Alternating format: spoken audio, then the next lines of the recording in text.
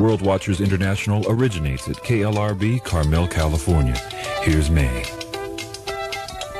Good evening. This is Mae Brussell in Carmel, California. It's broadcast number 526, January 3rd, 1981. I want to apologize for losing my voice last week. That was the first time, I've been on the air 11 years, that I lost my voice completely. I guess about 3 minutes before the hour was over. The vocal cords just didn't connect. I had surgery on my vocal cords about 26 years ago and couldn't talk for about 3 months before and 3 months after, had speech therapy.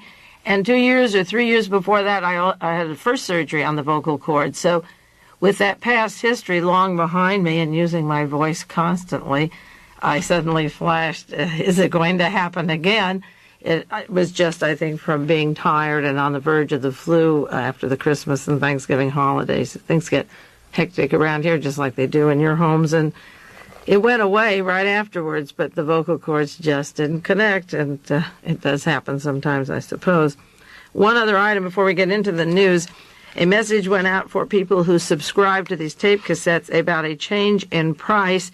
Disregard that notice. I have a lot of checks on my desk to take into the tape center that duplicates these tapes. And anybody who has not received a notice and has sent in checks right through 1982, some people have sent them into the spring or summer even, disregard that. Any that are paid up till now and until the future, till you get this tape, the next check that you send in, whenever it is, whether it's in March or April or May or February, the price will go up on the tapes. They're $5 a cassette. If you want a copy of the broadcast each week or to subscribe to them, or if you miss a broadcast, and I hope follow them regularly, you can get those cassettes. And with those cassettes goes a printed sheet with information and the sources that I use on the program for that particular evening.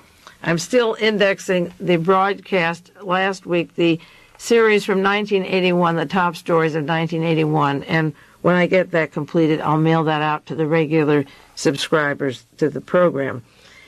Richard Allen is on his way out. By the time you hear this, most of you receive the cassettes. The local people know it from the news. The National Security Advisor will be out by Monday morning. He'll have a choice whether to resign or be fired. It was a mistake to make him the security advisor. In the first place, it was a mistake to make William Casey the CIA director, and I'm sure that there will be rumbling in the next few months, or if they can't handle 2 scandals at one time, or 3, because Mr. Donovan of the Labor Secretary is under investigation with a special prosecutor. Also, we can't have too many criminals leaving the ship at one time, so they might space it out. The bad news, of course, is that General Haig has the strong arm of the president. There was a conflict between Alexander Haig and Richard Allen, and Richard Allen is on his way. And I think that also Mr. Casey, Haig has firm control of the president. The Pentagon is still strong. West Point is still strong. And Allen's connections to Robert Vesco and to other espionage operations were too convoluted to investigate his past, that he didn't reveal at his hearings when he was made National Security Advisor. So Alexander Haig is still in. The point of Allen's dismissal is not the fact that he had that $1,000 in his desk. He was cleared on that. There's another cover story on why he is out, and that has to do with the time that he sold his business, his public relations office. He lied about that, and he lied about it the time that he was receiving the funds. But I still believe that the most important story about Richard Allen is the meeting at Blair House on the 19th of January with Ronald Reagan, and as the Japanese newspaper said, the big gift, January 18th. I'm sure that we will never know what the big gift was. They baited that story maybe in exchange for special consideration of automobile imports and other computer imports that we're putting on Japan, that they will break this administration if they reveal the story. They have a little bit out, but not a lot. Now, at the time all this was going on, Nancy Reagan was the excuse. Taking the picture of her was the excuse. This involved a lot more because Richard Allen never works with anything less than hundreds of thousands and up to the million. And it had nothing to do with that money in the desk. Nancy likes jewelry. She likes china and linen and clothes, but she also borrowed about $1 million worth of jewelry to wear at Prince Charles' wedding. And a patron of hers, a friend or a group that helped them get all the goodies they want, offered to donate a group of jewelers to give her jewelry, and it would sit at the Smithsonian Institute when she wasn't wearing it. The Smithsonian said, no, thank you. But I just wonder, and I think out loud, if this transaction had anything to do with Nancy. The thing that made Ronald Reagan mad was that they brought Nancy Reagan's name into it. That's what made him furious. And as I mentioned several weeks ago on this program, the luncheon that the staff had, half of Reagan's staff behind Allen, and all the biggies of the espionage establishment in Washington, D.C., the 200 or 300 or 400 people, that made Ronald Reagan furious. We always see his smiling pictures, but I read in the newspaper that just blew his mind, and it would make me very mad, too, while somebody's under investigation, to have that kind of Washington power behind this particular person. The evening news, the ABC News tonight, said Allen has, in quotes, embarrassed the administration beyond the point of no return. Now, to replace him is William Clark, another interesting person. No experience in foreign policy. He was taken from the California Supreme Court into the State Department because Ronald Reagan didn't exactly, and for a very good reason, trust Alexander Haig, and it was even in the news media as such, and Clark was there to watch Haig. They both got along fairly well. His appointment is a major step to eliminate friction between the White House and the cabinet members. The newspaper mentioned this, that there was this friction, and we talked about the friction in the White House from the time of the inauguration until the night before the shooting and afterwards in March of 1981 of Ronald Reagan. There was a lot of infighting, and there still is and will be, between these personalities. This new national security advisor will see the president daily. He needs input from a friend. He is like a prisoner in the Oval Office, and this is a buddy he's known for a long, long time and trusted more than Richard Allen. And so Ronald Reagan is going to have somebody that will meet with him daily, and that is the way it should be. There's no reason for him to be isolated between all these factions of the CIA, the Defense Department, the Secretary of the State, the National Security Council, and I have referred to them many times like the story in Black Samba where the tigers are all fighting each other. This way he will have his buddy William P. Clark to see him every day, his security blanket. The disadvantage of Clark being in this new position is that he was the watchdog of Haig, and now who will be Haig's watchdog? That by getting rid of Allen, we put William Clark into another position with the president, but who there will be able to watch Haig? And that's a good question. All of them spent the New Year's together down at Annenberg's home in Palm Springs. William Clark was there. And also Mr. Haig, Alexander Haig. And this is the first time that he has ever been to this kind of a social fair, socializing New Year's Eve with these people. And his picture was very evident on the front page of our story today. And it's the first time, really, I'm saving a collection of Ronald Reagan pictures, that Reagan had a very serious look. He was sitting on the sofa with Haig, and he wasn't smiling. Jack Anderson had an article in the Washington Post about a week and a half ago, Diplomacy by Generals. And he went on to say that if you hear saber rattling in the State Department, it's because Alexander Haig, the four-star general that the senators were uneasy about appointing to the State Department, have their worst fears to live up to. He's put military men in charge of diplomacy. Nowhere is the militarization of State Department more striking than the inter-American affairs.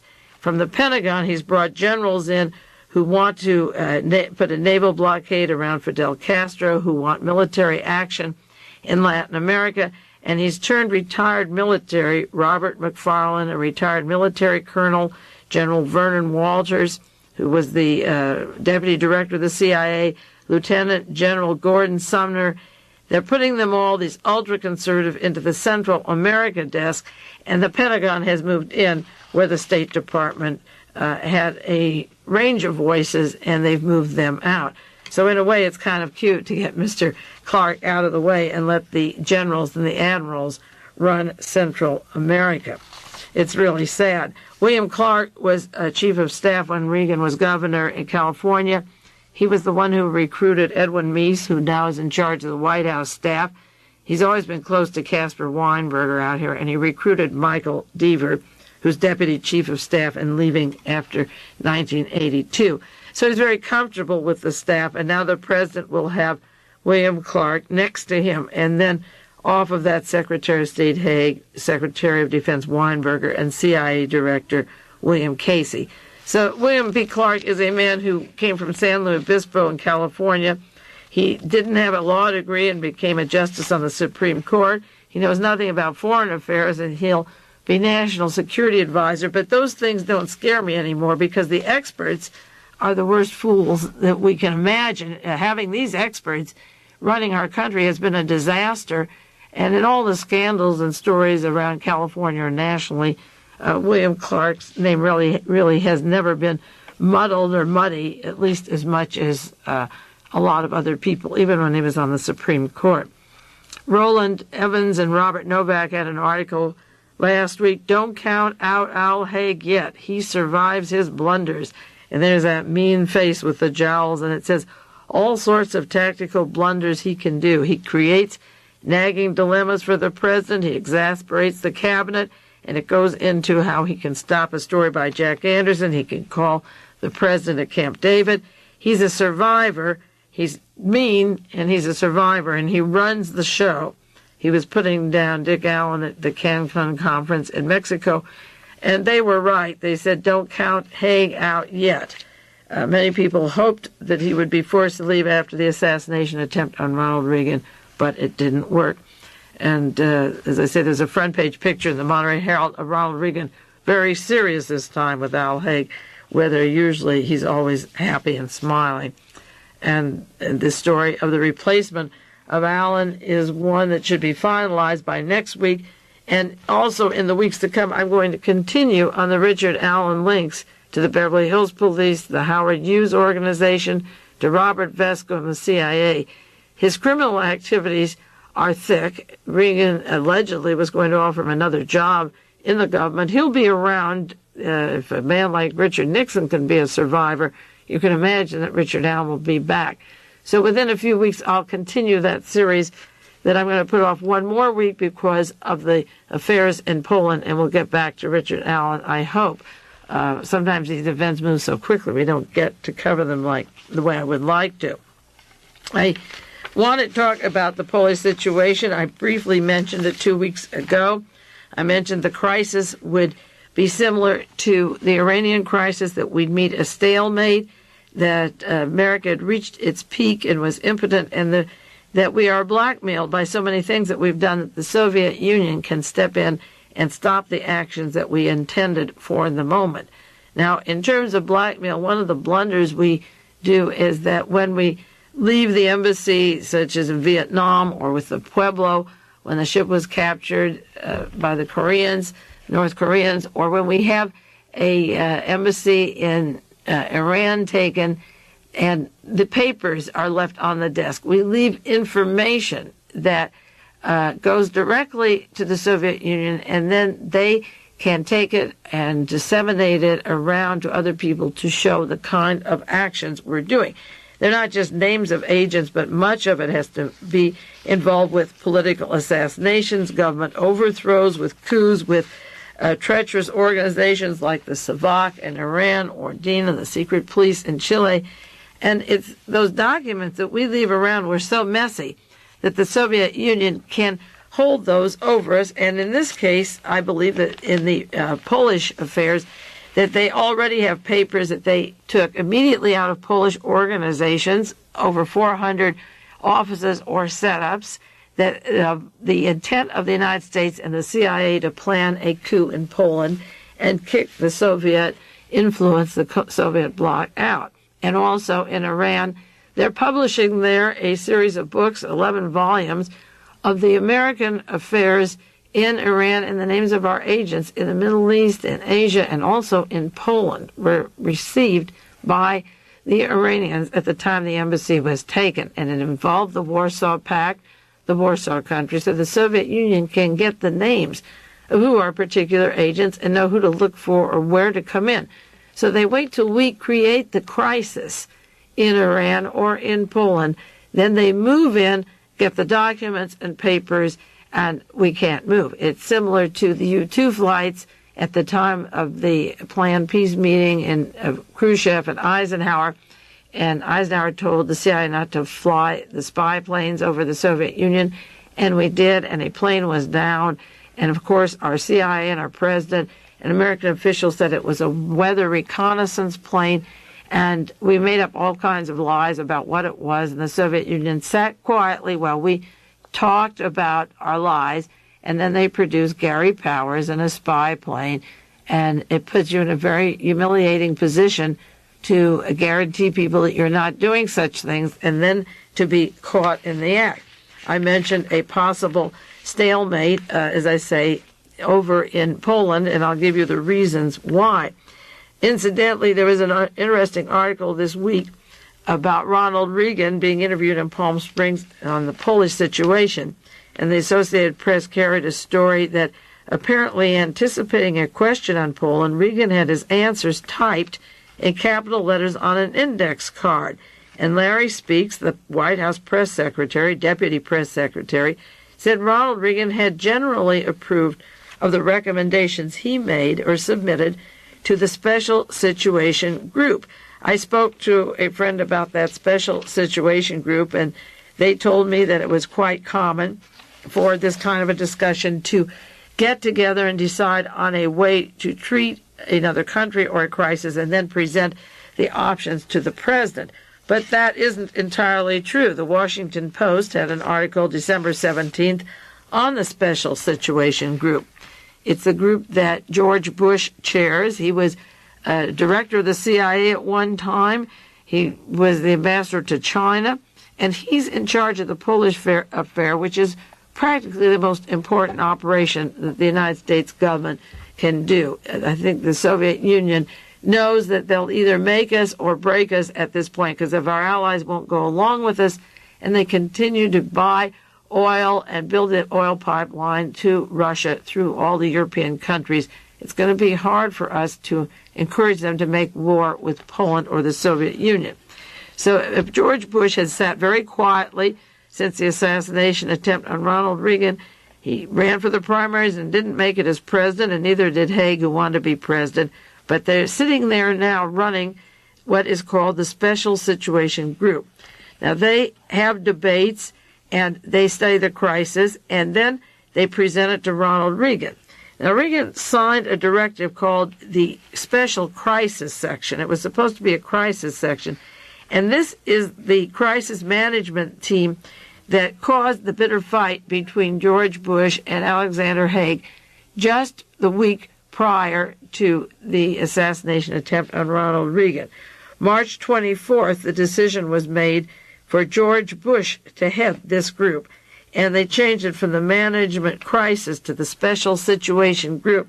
It was this group that Bush wanted to be the head of for national, international affairs, and Alexander Haig wanted it. I can see why, because he was the head of NATO and could twist the wrists of his former buddies. And Haig was very out of joint 6 days before Ronald Reagan was shot, because we were going to have a very fast-moving year that was probably stalled because of that shooting. With the Polish crisis could escalate at any time. It's been building up for a while.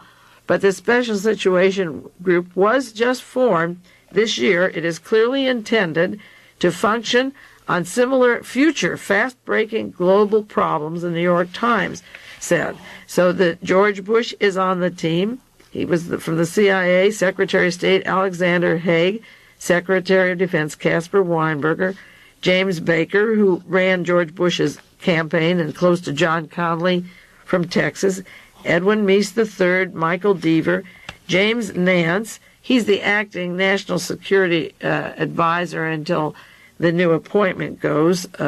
He's an admiral, incidentally. I don't know if you knew that. He was an admiral who works for our conservative congressman from North Carolina, and William Casey of the CIA, and General David Jones, chairman of the Joint Chief of Staff. So you have quite a few of the Pentagon there, and a few civilians and CIA, and George Bush chaired the first meeting December 13th on the Polish crisis. And they do the decision-making, and then they hand the choices to Ronald Reagan. The New York Times had a story this week, "Events in Poland keep Bush busy."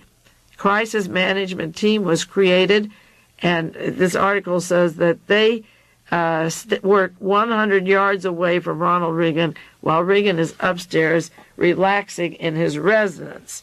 Another article from the Washington Post says the president's key foreign policy advisors met for 1 hour in the White House last night about the Polish situation. Reagan didn't take part in the meeting. It included all his chief aides, and the gist of what was discussed would be related to the president. They tell him what went on, and the CIA and the Pentagon make all decisions. In a book that I'm going to refer to in the next few weeks, and this evening more, it's called The CIA and American Labor. It describes the CIA American foreign policy, and it says, Americans everywhere ask, who makes foreign policy? The fact can no longer be concealed. There is a gigantic CIA paramilitary apparatus directed by men from America's largest corporations who provide Air Force, naval craft, U-2 spy planes, clandestine radio, electronic devices, thousands of analysts, research technicians to enable their government to invade lands, overthrow or install governments, incite mob actions, which they're doing in Poland right now, and they organize massacres and assassinations. The truth is that they plot the assassinations of presidents. The CIA works with the Pentagon, and this book goes into matters such as the Bay of Pigs, the MIT Center, the U-2 overflights, the Congresses for Cultural Freedom, and the use of this particular book, the labor organizations in every country, the AFL, the CIO, when they combined, when they were separate, George Meany and Lane Kirkland, and the labor organizations who are placed in a position with the intelligence community, with the CIA and the Defense Department to cause unrest, to make sure that they control the labor organizations and the administrations in every country that they set their target on. And I have a list of their targets. Now, there was an article by Albert Shanker. He has a column. He's from the United Federation of Teachers in the New York Times this last Sunday. Where do we stand? And he has a comment, the world is watching to see what Reagan does about Poland. If Jimmy Carter were reelected and acted the way Ronald Reagan is acting, Reagan would be jumping all over him. The article says that there are many things he could say about Lech Walesa. He could say something about bringing the Polish situation to the United Nations. But in all likelihood, the New York Times article said, Ronald Reagan has been paralyzed in his first confrontation with the Russians. And he doesn't analyze why he's paralyzed. But Ronald Reagan did get a letter from Brezhnev. He's very quiet about it. He could have handed over any kind of information about George Bush working with John Paisley on the Soviet affairs. He could have written about Paisley's, George Bush's links to Orlando Letelier murder and the Salvador Allende murder in Chile. He could even be writing in a letter about the Vatican links to Solidarity and Michael Sindona and the CIA links to them, or the links of Edwin Turple and Frank Turple and Edwin Wilson to the assassination attempt of the Pope. And tonight's news mentioned that Mohammed Ajah, the fellow who made the attempt to kill the Pope, was part of that gang, of the Wilson Turple gang. They intimated that this was one gang, that he was photographed with them. There are a list of subjects that I've talked about on this program for years that the Soviet Union could have put in the hands of Ronald Reagan. And the question is, why is he standing still? And I believe that the power is held because of blackmail. This week, the president announced that he would meet with Mr. Brezhnev in 1982. He can only go so far, and then he gets a letter, just as Richard Nixon can carry the anti-communist crusade through the Cold War and on the brink of the Hot War, and then all of a sudden he has to go to China, and he has to go to Russia, and he calms down because the Soviet Union has so much information on things that we have done throughout the world that they would reveal to the Allies, or the Allies already know. Another article out of the Washington Post today, a new mood of suspicion in Poland. It's by Michael Dobbs. 2 weeks after the martial law, members of the Solidarity activists who are outside of the prisons or not in jail can't figure out what happened. They said if the Russians came in, that would be different. Then we would have known that we were fighting against them. But it's our own army. We don't know how to react. And this fellow said his home is watched. He's followed. He said for the time being, any conspiratorial work is useless since we don't know who we're against or who we conspire. 1 out of every 5 people you must assume as an informer. Well, I guess the ratio isn't any different in America than in Poland, because I've said that whenever you have an assembly of 5 people, not just doing things that are not political, but heavy political discussions and investigations or conferences, 1 out of those 5 is an informer. Incidentally, on the ABC News tonight, it showed a store that had been closed in Poland at the height of the martial law when they were closing things down, and the ABC camera had been there, and there's a sign in the window that said closed for business.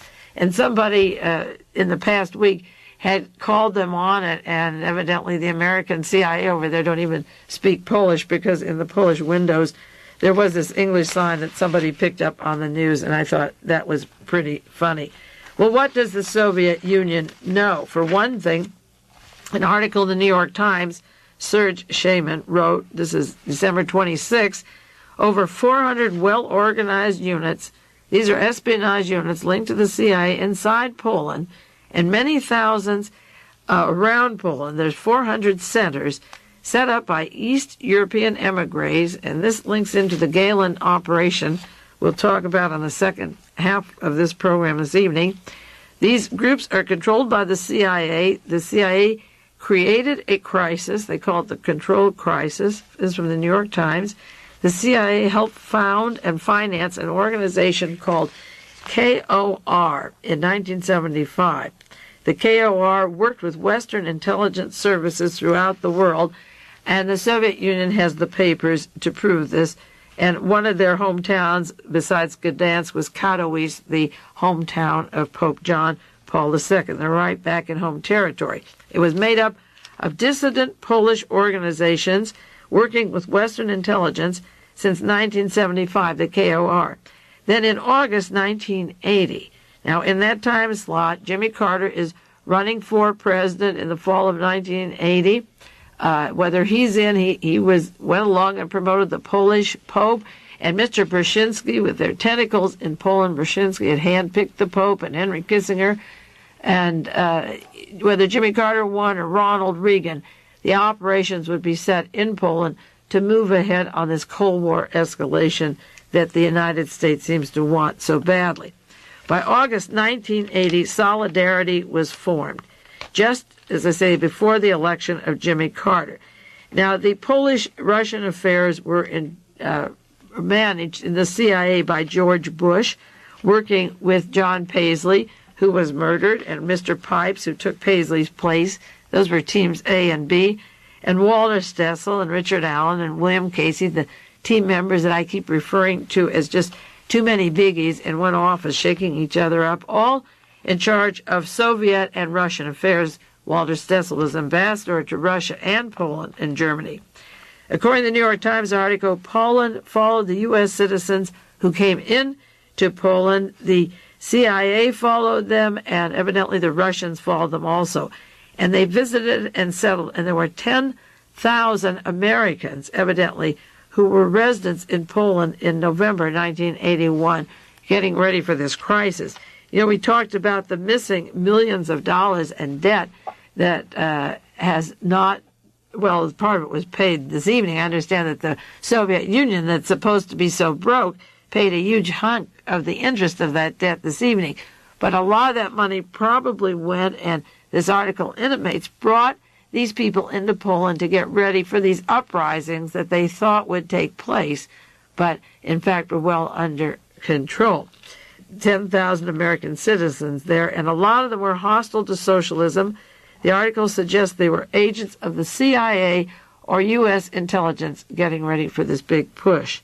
This is the end of the first 30 minutes. I'm going to take a break now and go into the Polish labor union story and the CIA. We'll take a 1-minute break first. This concludes the first half of World Watchers International with Mae Brussell. We will return with the second half after a brief pause.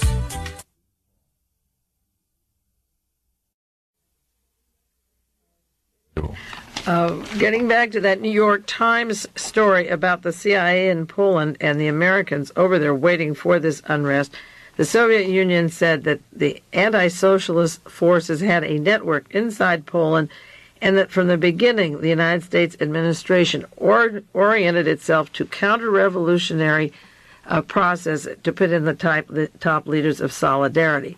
It was done in a belief that the seizure of power in Poland by Solidarity leaders is a matter of the near future. Solidarity's foreign sources of support and funds include the AFL-CIO, linking most of the organizations to the CIA. The 400 centers of support abroad secretly sent several $1 million to Poland. That was the New York Times.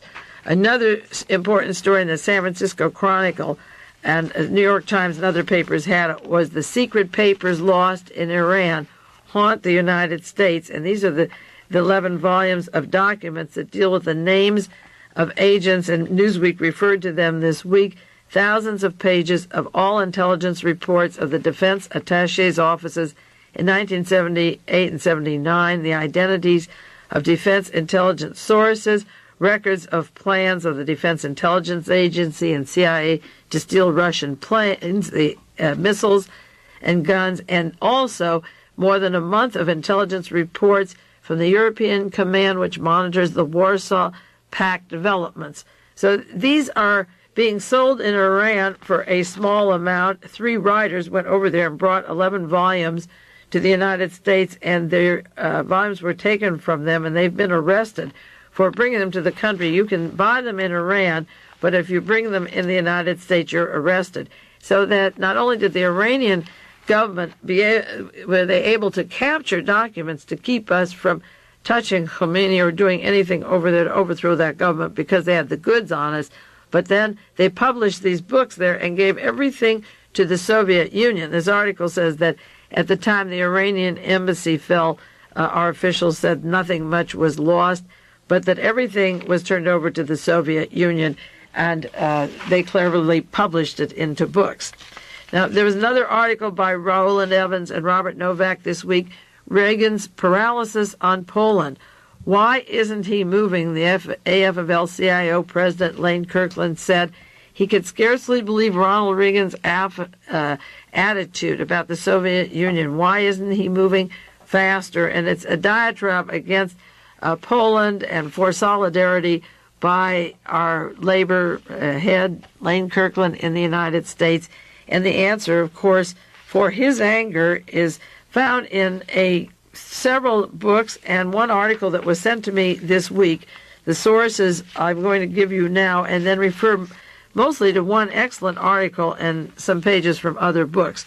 Now, I have 2 books and many more, but I can't mention them all tonight. We'll do more later, that talk about the AFL, George Meany, then it combined AFL-CIO with Lane Kirkland, their role with the CIA, and they're forming the labor movement and infiltrating, and they took over the labor movement, formed it in 1980 in Poland to begin this unrest for the CIA. One book is The CIA and the Cult of Intelligence by Victor Marchetti and John Marks, published. It's a Dell book. There's a recent edition out that has the parts that were not allowed to be printed in the first printing, so if you look for it, look for the later edition.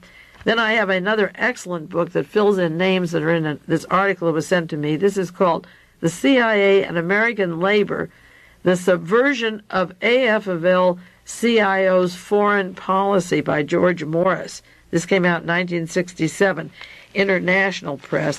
And then an article that I got this week from a subscriber to the tapes, and it's from the magazine Counterspy. You might want to subscribe to that if you don't have it already.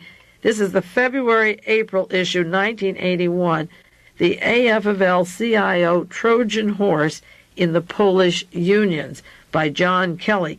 And the reason I want to emphasize this particular article this evening is that it hits so many bases and names that I've brought up on the programs before, and you will recognize them, such as Nazi General Reinhard Gehlen. The thing that interested me about the labor union story linking Hitler's chief of intelligence of Eastern Division to our American labor unions is that I have been sort of the loner in the media, whether it was writing stories or interviews or radio on Hitler's chief of intelligence. And I don't know how many people in investigative journalism refer to Reinhard Gehlen and Hitler and his spy system as affecting our own economy and the labor unions all over the world. And this goes into Reinhard Gehlen. Now, this article by John Kelly tells about Frank Wisner of the CIA, who worked with Reinhard Gehlen, Hitler's chief of intelligence, and they made up what were spy and sabotage units for Eastern Europe, such as in Hungary or Czechoslovakia or now in Poland, to try to sever them from the influence of the Soviet Union. Wisner was an official in the CIA. He formed Radio Free Europe. He founded it to encourage the Hungarian revolt in 1956. I have articles here about Radio Free Europe, and maybe you've seen them in the newspaper. Ronald Reagan is increasing the budget, and it goes into the millions, like $474 million last year, called Project Truth. If we were conducting the truth, we wouldn't have to yell it so loud. But this Radio Free Europe and the Voice of America were set up by Reinhard Gehlen and Mr. Wisner of the CIA, and of course Gehlen set up the CIA. Wisner misled the United States media at the time of the Hungarian revolt, just as they misled us when the Iranian embassy was taken, or they misled us with the Solidarity story in Poland. They said the uprisings were spontaneous, and he never said that he worked with the CIA or with Reinhard Gehlen to foment the workers. And the same thing is happening in Poland now that happened before. The AFL-CIO aid to Polish workers, they call it aid, called Friends in the West, was money that they gave with the intent of overthrowing the Russian influence in those countries, as I said before. This article says their ulterior motive was to secure and expand U.S. corporate and strategic interests. Now, this same team, the Gehlen Group and AFL-CIO, were instrumental in overthrowing Brazil, Chile, Honduras, Guatemala. I can just go on and on the list of countries. There's about 28, and put them into virtual slavery for the corporations. So that the intent someday is to take the Soviet Union with its gas, its mines, its oil, its extreme wealth, and also the corporations want to get a tentacle into Poland. They don't have that much going right now for them, but it is a place to locate until they make that final push for the Soviet Union. As a matter of fact, the key organizer for the international AFL-CIO group, J. Lovestone, is a person described in these books, in this particular book, CIA and American Labor, as working with the Nazis, getting very anxious for World War III as he got his labor organizations going. Their motive is strategic interests and corporate interests, as I said before. That is what the CIA is made of. The CIA and the labor have been working together on international operations for a long time. And the daddy of the AFL-CIO labor organizing in these countries to overthrow them is none other than George Cabot Lodge. I've mentioned the Cabot family, Henry Cabot Lodge, and the Cabots were the cover for Otto von Bolschwing, the Nazi that took over the Gehlen operation when Gehlen became chief of intelligence again in Germany after World War II. He was there for Hitler in the Eastern Division during World War II, and then he turned it over to von Bolschwing, and the cover for von Bolschwing's trips around Europe to fund espionage, assassination teams, and so forth was through the Cabots and their millions. This millionaire, described as a multimillionaire, works with the AFL-CIO hierarchy in labor operations, and the lodges have their finger representing United States corporations and are interested in workers for the reason that the obscure trade unionist of today may be the president or prime minister of tomorrow.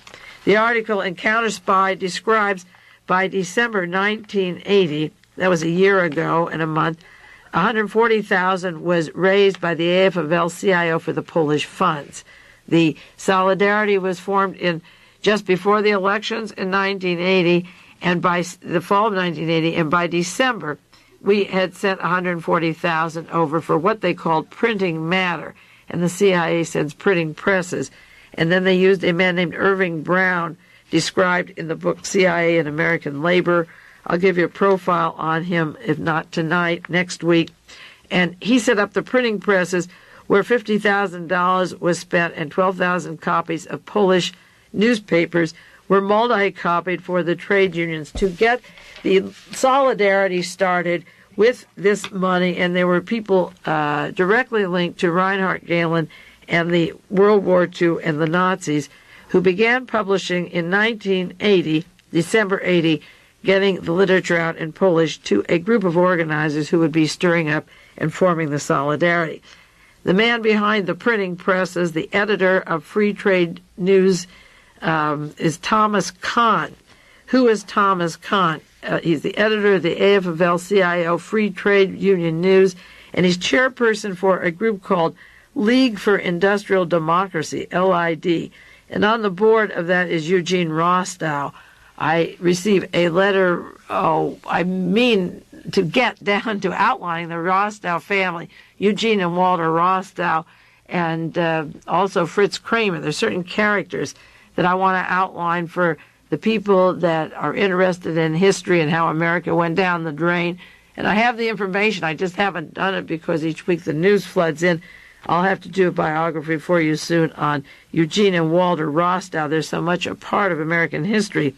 But Eugene Rostow is on the board of directors of the League for Industrial Democracy, LID, and worked with Thomas Kahn, who set up the printing presses to stir up Solidarity. Eugene Rostow right now is on the Disarmament Committee, which is really let's race Russia for the most arms, and he's over in Geneva and back and forth on the arms limitation, which is like calling the War Department the Defense Department. We changed the names.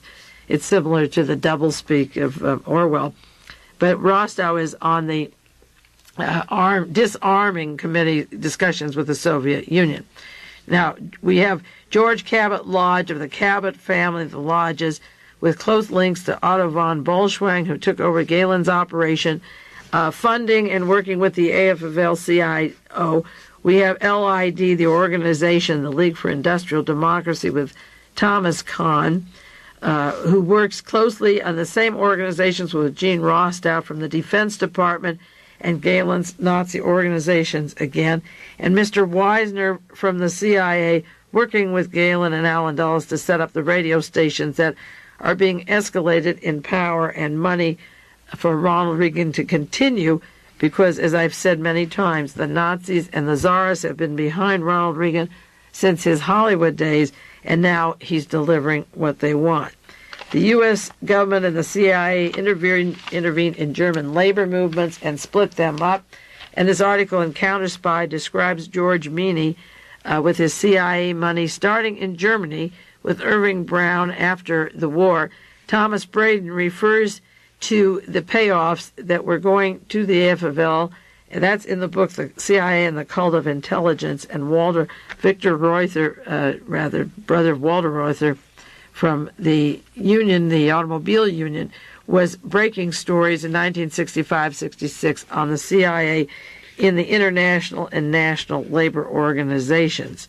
Now, Mr. Meany first denied his links to the CIA, but Lane Kirkland, the head of the AFL-CIO, was put on the Rockefeller Commission with Richard Helms to investigate the CIA domestically, and two of them were working hand in glove with the CIA continuously when Richard Helms was director of the CIA and before, and he also was a protege of Gehlen. And they have such strong links, all of them, to the Hitler regime, to the forming of the CIA, and the destruction of labor movements in countries all over the world.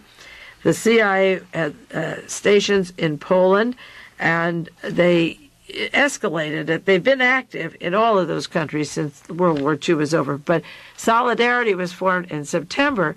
The money began to flow in September of 1980, and the instigation and Lech Walesa and the muscle that he had to travel around and organize the printing press flowed in as soon as the Polish Pope was settled, and as I say, Brzezinski from Poland was the national security advisor, and we always have Henry Kissinger, the blood brother, right there hooting behind them and working with the same team. Counterspy describes the labor organization, how it targeted Europe, how it went into Hungary in 1956 and into Poland.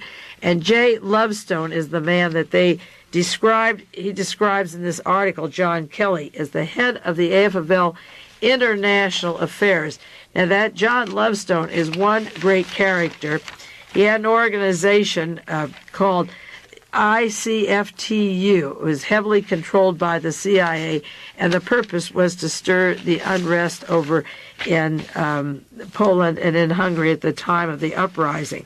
Again, it didn't work at all, but they tried, and the CIA poured in millions and millions of dollars to break up the unions. The ICFTU is the International Confederation of Free Trade Unions, formed in 1950, and then they had the FTUC, the Free Trade Union Committee, under Jay Lovestone. The cover for his action was called the League for Human Rights, and it was to direct foreign policy and fight communism. And Mr. Lovestone was a person that worked hand in glove with the highest level of CIA and intelligence. And maybe next week we'll do a biography on the Rostow brothers and Lovestone. But he was in charge of the international group, and they stirred up the Hungarian crisis, set their network of spies for the Polish involvement, which we're seeing now. And Galen at the time was getting $5 to $6 million a year for the anti-communist riots in East Germany in 1953. Now, this gang, the AFL group that collaborated with Nazis in Germany and broke up labor unions after the war, worked with pro-Nazis in France. And one of the men that has helped set up Solidarity and work, Jay Lovestone, was the head of the AFL International. And they put up, one story is $850,000 for the Hungarian revolt. This is the article in Counterspy, but that's just one source. This has been going on, as I say, since World War II. He recommended at the time of the Hungarian revolt that they bring in the Nazi air pilots to bomb for the Berlin airlift. And then Irving Brown, his buddy, helped divide up the unions in Europe and set up alternate unions so that they would have dual loyalty and fight among each other. They also worked with organized crime. That's nothing new. The AFL worked with the mafia and crime thugs, according to Counterspy. In France, Irving Brown of the CIA and the AFL collaborated with Pierre Ferry, Dash Pisano, and the mafia thugs. The CIA passed money to the mafia thugs who broke up the French workers who were on strike in Marseille, and then they used the money for illegal drug operations. Now, that is the reason that Robert Mayu of the CIA and FBI used John Rosselli and Sam Giancana in organized crime, or why Tom Dewey, the DA in New York, and Earl Warren, the Chief Justice, had used Lucky Luciano in Italy with organized crime, because the crime thugs break up the labor union so that the profit stays in the hands of the owners. That is the purpose of breaking up the labor unions. If you keep slave wages going, in case you can't figure that out, most of you know it very well, but there's a lot of young people who take these tapes that are not aware that if you own a corporation or a factory and you raise the price of the wages, you take less home as the owner. And if you can keep the wages down low, you take home more for profit. And when the labor union needed enough to live on for rent or food or health, and there was this imbalance, the mafia were brought in to kill the union leaders and beat them up. And in exchange for their killing, whether it's the president, the senator, witnesses to trials, and for the exchange for killing people who will organize and increase the value of life in the unions, in exchange for that, they're allowed to bring in narcotics at a tremendous profit without not only paying taxes on it and skimming money by the millions and billions, but the district attorneys and the congressmen and the presidents are in the pay of them. In return, they get them in office and put up the TV money and the printing, and they don't get arrested. That's why the top narcotics figures don't get arrested. It's why the labor unions stand still. And in countries where the war was over and they wanted a fair shake at developing their resources in their own country, the AFL-CIO, CIA beat up and killed the various people that were organizing. There's an article today in the paper on the loss of human rights into the millions of new people in 1981, and it mentioned 22 journalists who were murdered. Well, some of them just happened to be in a certain place and time, maybe such as at the airport a few years ago at Jonestown, but some of them do investigative journalism that finds out what is causing the problems in the country, and another 20 journalists were either kidnapped or tortured and taken away. The labor unions are kept down, and a handful of people run them. And the article in Counterspy tells how Poland got infiltrated with the AFL-CIO, and the agents who had worked in Latin America and Asia and Europe set their tentacles in 1980 for organizing in Poland to put in the solidarity to get the unrest. September the 4th, 1980, the General Board of the American Federation of Labor began their operations over there to get the Polish Workers' Fund. President Lane Kirkland threw in the money. He took contributions from rank-and-file members, but then all of a sudden the CIA, through him, pours in the money, and then his operatives, such as Irving Brown, who worked in Germany with the Nazis, start the operation going. September the 4th, 1980, the Federation of Labor, the AFL, decided to begin the Solidarity movement. That's when it began under George Cabot Lodge and the labor movement in the United States and Lane Kirkland. The funds started rolling, and the press in Detroit had an article about this decision to send money to the Polish Workers' Aid Fund. By September the 16th, that's 2 weeks later, David Fitzmaurice, president of the International Union of Electrical Radio Machine Workers, gives $10,000 to Mr. Kirkland towards that solidarity union they're forming. And then another $120,000 goes, and it's raised from Germany and Austria and France, which are, again, our American intelligence, throwing it back into these funds. Now, Eugene Rostow was active earlier with the AFL-CIO. He busted a union in the United States. He was active in union busting in addition to his other jobs with armaments. And there's a story in Counterspy of the intervention of the Rostows in a labor dispute. This time it was Walter Rostow, the brother of Eugene Rostow, who was instrumental in breaking up a fur labor union. It was for a fur organizing group called the Fur Workers Union. And Walter Rostow, the brother of Eugene Rostow, was called as a witness. Walter worked in the OSS, the United States Intelligence, during World War II. In 1954, he started the CIA Center for International Studies, located at MIT. This is Walter Rostow. Walter had worked with Lyndon Johnson, I believe, as National Security Advisor during the Vietnam War. Walter Rostow worked at the MIT, and he funded that center, which was established with the CIA money.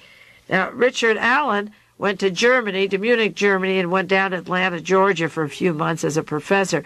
Then founded the Georgetown think tank that has been the source of all the anti-Russian propaganda coming out of the United States, as if they were such scholars and experts, and also closely linked to the Stanford Institute on War and Peace. That peace is a misnomer.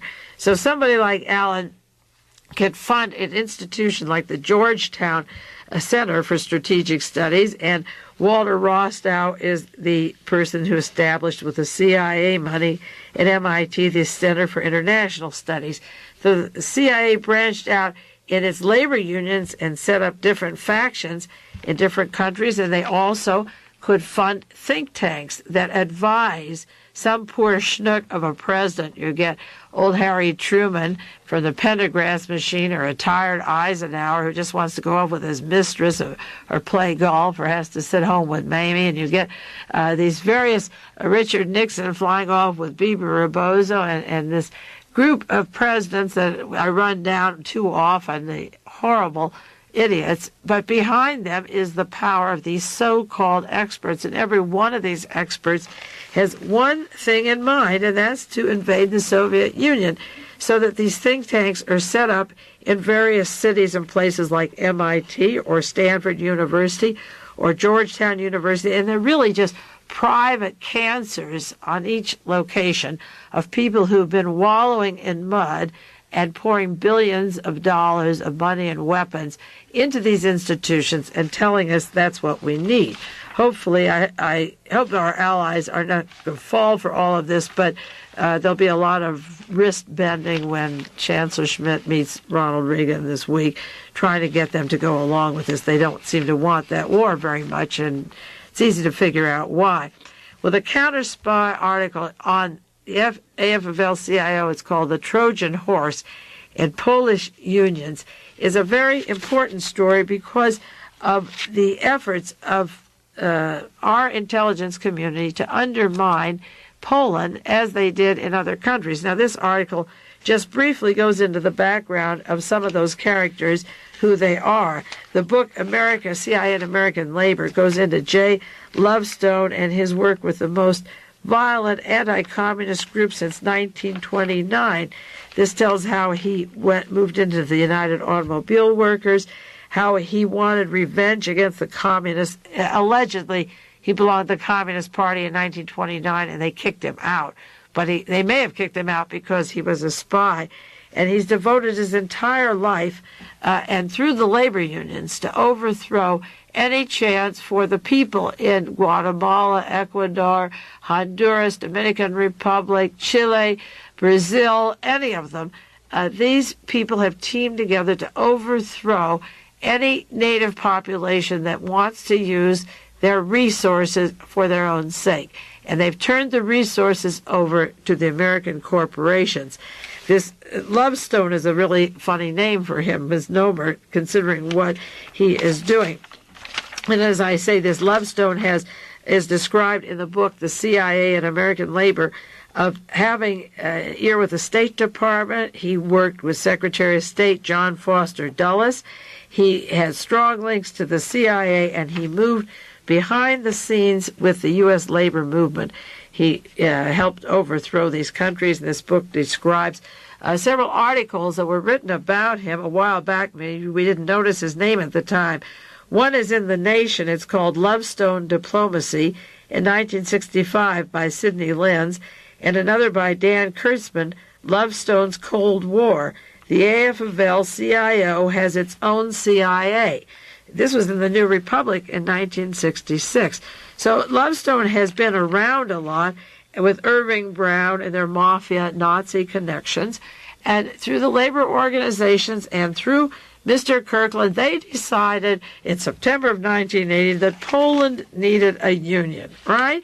And they could bring us to the brink of World War III. Let's get a free trade union. And what they're bringing to Poland is what they brought to all the other countries that went under and lost their civil rights, that have military dictatorships, that are exploited, that their resources are shipped elsewhere, their standard of living is down to bare survival, and they're involved in trying to overthrow the American corporations. They are not communists. We push them into the communist camp. They're people that want to eat and live. And the labor union in the United States, first Mr. George Meany and then Mr. Lane Kirkland, with his stooges like Brown and Lovestone, have formed solidarity with the approval of Jimmy Carter and Brzezinski and the Polish Pope. So now they're left with a barrel of mess, and with the Soviet Union knowing the names of the agents, knowing 400 locations of where they were, observing them all the time. That's why I say I know we have to be a stalemate like Iran or in Libya or anywhere else, because we leave our papers around. And it's that mistake that keeps them arm's distance. It'll be interesting to see how this develops. But There's a lot of information out of how the CIA formed Solidarity, and the next move, of course, will be up to the Allies and to the Soviet Union. Next week, I want to read closely with you some remarks in the newspaper by the Soviet Union on this affair that we can't take lightly. They're important to read and share with you. In the meantime, have a good week and have a happy new year. I didn't even have a chance to say that last week. Have a good year, and I'll be back with you next week. This is Mae Brussell and Carmel. This has been World Watchers International with noted conspiracy investigator Mae Brussell. This program originates from Carmel, California.